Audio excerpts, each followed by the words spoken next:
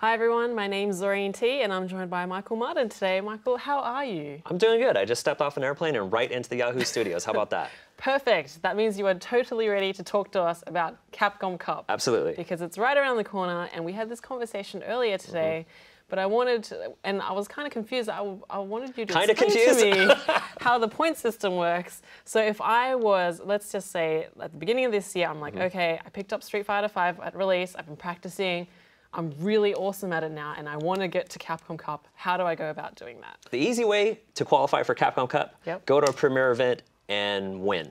Okay, how many people are allowed to get into Capcom Cup? So, to start off with, 16 premier events, 15 plus Evo, but for the sake of this argument, we'll just lump them all together. 16 premier events, which means 16 automatic spots into Capcom Cup. Okay. But there's a catch here. First two events, let's say the beginning of the year, Infiltration won, right? So the very first event, final round, he qualified for Capcom Cup by winning that event. He also won the next event a week later, NorCal Regionals. That actually opened up a spot on the global leaderboards, which is a change from last year. It used to be, if, say, Infiltration won a second premier event, the person below him would qualify. And actually, it would go down from there. Oh, okay. So basically, my options are if I can't win an auto-qualifying event, I have to go to the global leaderboard. Right. Right. And how does that system work? Every event has points. Premier events have more points than ranking events, which we'll get to. But the idea here is, even if you win this event and auto-qualify, you're still earning points because at the end of the year, there's a seeding system within the 32 players.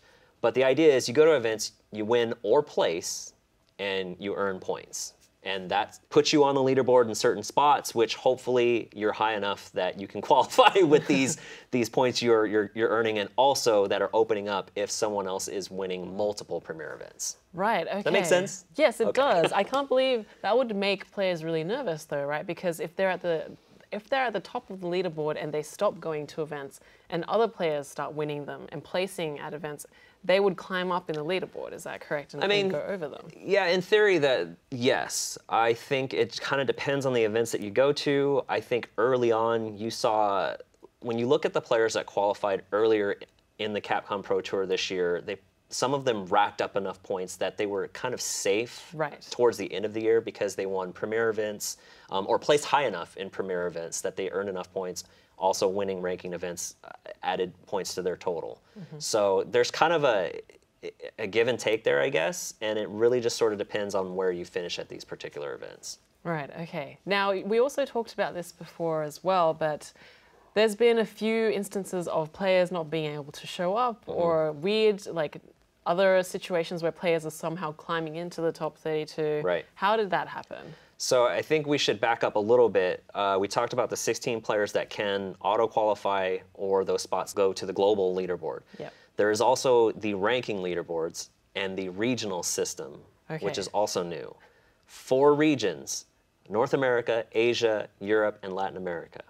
Okay, there's a separate leaderboard system for those ranking points where 2 players from each of those regions' leaderboards will also qualify. Okay, that's 16 plus 8. Okay. And then the other 8 players are going to come from just the regional ranking leaderboards.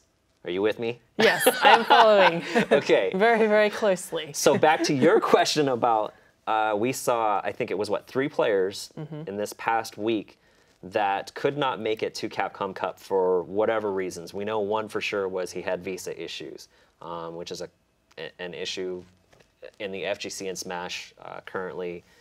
It happens in all other esports it does, as well. It does, but it seems to affect the FGC and Smash more. So basically what happens, we have 3 players that drop out, and then it opens up these spots to other players. But because of the way this convoluted system is set up, it depends on who actually gets bumped into Capcom Cup. What do you mean when you say it depends on who gets bumped in? So as an example, one player in particular, Yukadon, he was actually in, I believe, the top 32 on the global leaderboard. But he wasn't high enough to qualify. He didn't win a premier event, so he couldn't qualify that way. He wasn't high enough to qualify through the global leaderboard point system because those spots opened up just above him. And he also was not high enough at the end of the season to qualify through the regional ranking leaderboards. Therefore, he did not qualify for Capcom Cup. But someone dropped out, and what it did was it created this sort of, it shuffled everything around. And in his situation, he was high enough on the global leaderboard that because that person dropped out, he was next in line, he qualified. That put him in. Right, okay, that makes sense now. Because he had enough points from... He had just enough points other events. That he was like the next person in line on the global leaderboard that put him in. Right, okay, this is fascinating stuff, I know. Well, it seems to me as though the system benefits players who are able to travel a lot, either within their regions or internationally. It absolutely benefits players that can travel. And this year in particular, I think what we saw was it benefits the players that could travel, not just within their region. You know, Justin Wong won 7 ranking events this year. He actually won the most events of the year. None of them were premier, but he just amassed all of these points by winning 7 ranking events. And I think 4 of them were in North America. 2, I believe, were in the Latin America region, and 1 was in the Asia region for Manila Cup. So 7 events total, a bunch of points. He was kind of an extreme case, I think, when it comes to players traveling, but a lot of players traveled to regions that I don't think Capcom expected them to, because it allowed them, here's one of the other things about the regional system was if you win a ranking event, it qualified you to play in sort of a last chance tournament to get into Capcom Cup, a 16-player bracket last chance tournament. So there's that as well. There is that. And how many players from that tournament can go into Capcom? 1. 1 player. 1 player from that tournament could go to Capcom Cup. So if they win that event, it's an auto-qualifying spot as well. Okay, yes. So that's one of the 16. Yes. So the other part of this also was as we got towards the end of the season, let's say as an example, Mago won the last regional tournament, which was the CVT Asia Regional. Technically, he had already qualified because he had enough points. But by him winning, it auto-qualified him, and that opened up another spot. Right. Which is why Yukadon was in the position when the one person dropped out, and it opened up yet another spot on the global leaderboard. He was able to get in that way because the players above him were bumped up.